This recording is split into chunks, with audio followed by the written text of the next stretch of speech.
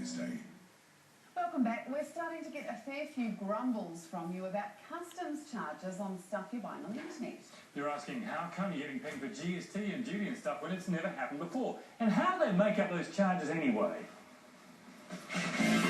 The amount of dosh we spend online has jumped 19% in a year to more than $3 billion. 2 million Kiwis will buy something on the net this year alone. And we don't just buy Kiwi, we buy from just about everywhere. But it's got to get to you somehow, and if it's coming from overseas, it all goes through the hands of New Zealand Customs. Excuse me, guys, have you ever had anything stopped at Customs? My board race, I bought it from online in America, and I paid extra $80 in tax for it, which I didn't know about.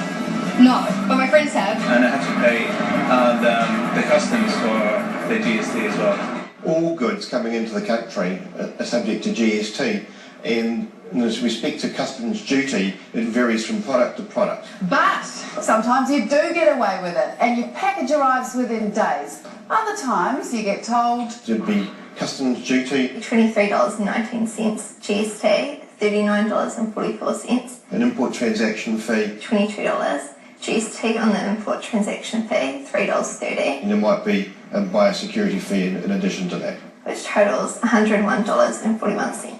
ouch. Amy Webster's a hairdresser, she lives in Dunedin and loves shopping online on sites like Trade Me and eBay, and just recently bought off Boohoo. Boohoo is one of the many clothing websites driving a big increase in internet shopping, and most people say they buy this way because It's easier. Cheap resale, yeah, it's easier. Cheap and fast and good. same with Amy, so a bit of a shock to be slapped with a bill, and she wants to know Why? Amy bought a bunch of dresses at Boohoo for $238 and then another lot a week later in a sale for $130. The second package arrived within a week, but the first, no sign of it. So I went on and tracked them and found out they were getting held for clearance. And the assumption might well be, I've clicked, I've paid my money, the goods are on the way, and that's all there is to it. Which is exactly what Amy thought until she got a bill for $101. On top of what I bought, it's a lot of money to have to pay. And she has to pay it. When you buy something online from overseas, customs consider you to be an importer. It makes no sense to me because I'm not buying the closest sale. Customs says that doesn't matter. If your goods are inspected and there is duty and GST owed, you have to settle your bill before they release them. Essentially, it's cash on delivery. Here's how it works. When your goods arrive in New Zealand, Customs checks them at random. If yours are picked and the goods you're buying are subject to duty charges, they start an invoice. Duty plus GST, which is 15% of the New Zealand value of the postage, plus shipping and duty charges, plus an import fee, and then any other fees like biosecurity. When they add these up, if the bill is less than $60, you don't get charged. If it's over, you do. So it's like income tax, you have to pay it. They are a variation of the combination of taxes across the streams of income and purchasing in New Zealand.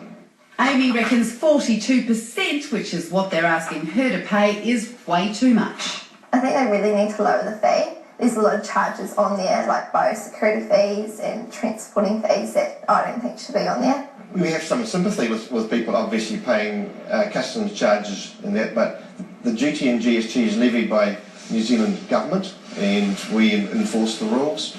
You might be wondering why some goods have more duty than others. Well, it's to protect local industry. For example, we don't manufacture motor vehicle parts, so the duty is 0%, but we do manufacture shoes, so the duty's higher.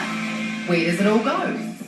The money being collected by the Customs Service at the border goes into the Consolidated Revenue Fund for New Zealand Inc. and is obviously spent by the government. It doesn't go to the Customs Service or to customs officers.